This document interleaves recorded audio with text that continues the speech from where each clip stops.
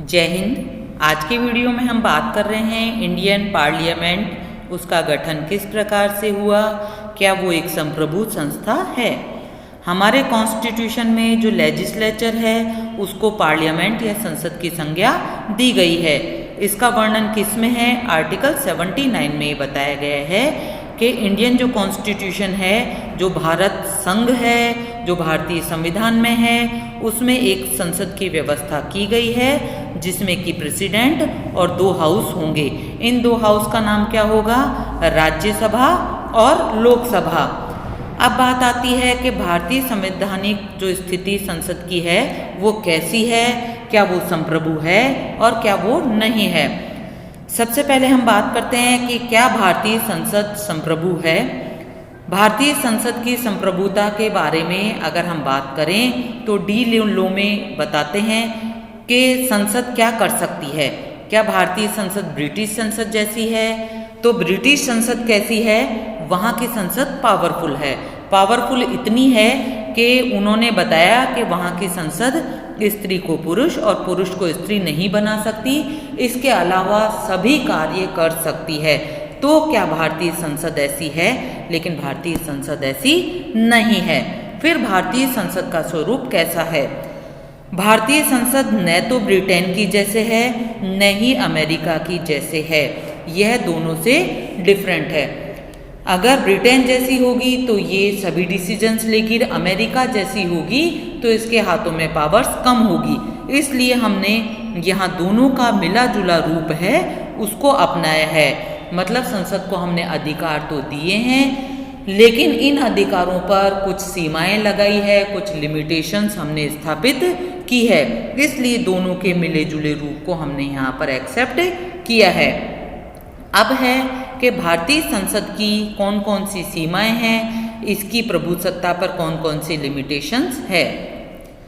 Number 1 है लिखित और कठोर संविधान।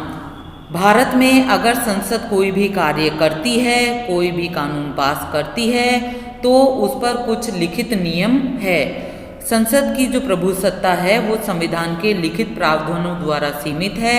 आर्टिकल 245 में यह स्पष्ट किया गया है कि व्यवस्थापन शक्तियों का उपयोग संसद संविधान के अनुसार ही करेगी, इससे बाहर जाकर वो कहीं भी कोई कार्य नहीं करेगी।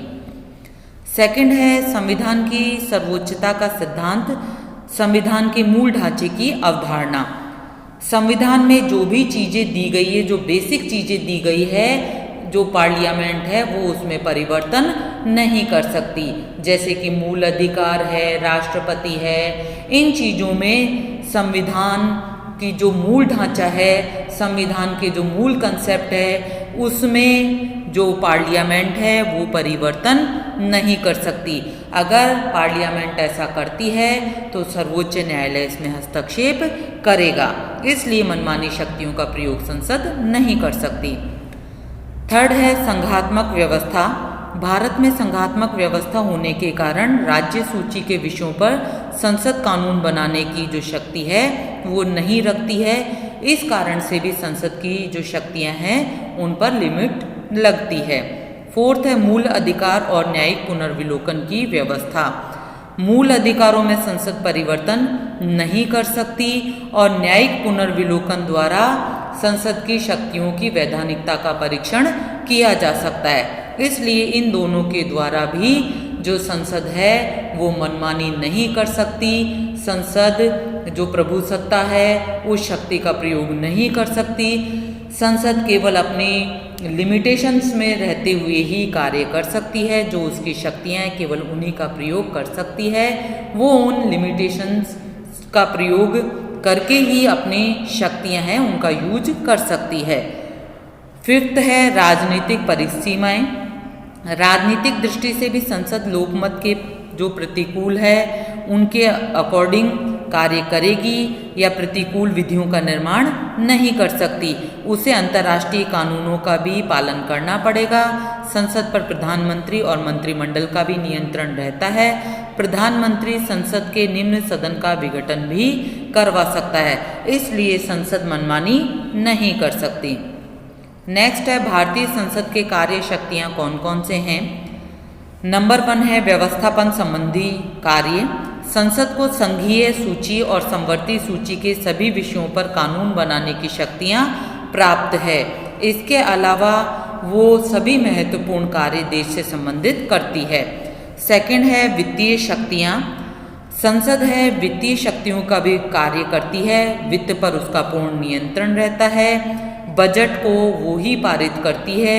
इस प्रकार से बजट मेकिंग से लेकर बजट को पारित करने का समस्त कार्य भी इसी के हाथों में रहता है। थर्ड है कार्यपालिका शक्तियां। संसद भारत में संसदात्मक शासन प्रणाली को अपनाया गया है, अतः मंत्रिमंडल संसद के प्रति उत्तरदायी होता है। मंत्रिमंडल केवल उसी समय तक सत्ता पर रह सकता है जब तक कि उसे लोकसभा का विश्वास मत प्राप्त होता है। इस प्रकार से कार्यपालिका शक्तियां भी संसद के पास होती है। फोर्थ है राज्यों से संबंधित शक्तियां। संविधान में संसद को यह अधिकार दिया गया है कि राज्यों की इच्छा के बिना भी वह उनकी सीमाओं नामों में परिवर्तन कर सकती है, नवीन राज्यों का निर्माण कर सकती है तथा किसी भी राज्य का अस्तित्व समाप्त कर सकती है। फिफ्थ है संविधान संशोधन से संबंधित शक्तियां। भारतीय संविधान में संसद को यह अधिकार है कि वह संविधान में संशोधन कर सकती है। संविधान के बहुत बड़े भाग में अकेली संसद के दोनों सदनों द्वारा ही संशोधन किया जा सकता है। सिक्स्थ है निर्वाचन संबंधी शक्तियां। संविधान के आर्टिकल 54 के अनुसार संसद को कुछ निर्वाचन संबंधी शक्तियां भी प्रदान की गई है। अब ये शक्तियां कौन कौन सी है? जो पार्लियामेंट है उसके दोनों जो हाउस है उनके निर्वाचित सदस्य राष्ट्रपति के निर्वाचन के लिए निर्वाचक मंडल के रूप में कार्य करते हैं, मतलब वोट डालते हैं। और आर्टिकल जो 66 है उसमें संसद के सभी सदस्यों से तात्पर्य है मनोनीत और निर्वाचित सभी। तो मनोनीत और निर्वाचित सदस्य उपराष्ट्रपति का इलेक्शन करते हैं, उसमें भाग लेते हैं। नेक्स्ट है महाभियोग का अधिकार। संसद के दोनों सदनों का मतलब है लोकसभा और राज्यसभा, ये दोनों ही सदन निर्धारित जो विशेष प्रक्रिया है उसके आधार पर राष्ट्रपति पर महाभियोग लगाते हैं। इसी प्रकार उच्चतम न्यायालय और उच्च न्यायालय के न्यायाधीशों पर भी महाभियोग लगाने की जो प्रक्रिया है, मतलब महाभियोग का मतलब है उन्हें पद से विमुक्त करने की प्रक्रिया, वो भी इसी के द्वारा की जाती है। महाभियोग राष्ट्रपति पर कौन से आर्टिकल में लगाया जाता है? आर्टिकल 61 अनुच्छेद 61 में राष्ट्रपति पर संसद महाभियोग लगाती है। इस प्रकार से जो संसद है उपयुक्त शक्तियों को देखते हुए कहा जा सकता है कि जो भारतीय पार्लियामेंट है उसकी शक्तियां कार्य बहुत ज़्यादा विस्तृत है। ये ब्रिटिश संसद के समान विस्तृत नहीं है क्योंकि यहाँ पर न्यायिक पुनर्विलोकन की शक्ति का प्रयोग किया जा सकता है। फिर भी कुल मिलाकर संसद की शक्तियाँ बहुत अधिक है। आज के वीडियो में इतना ही। Thank you. जय हिंद।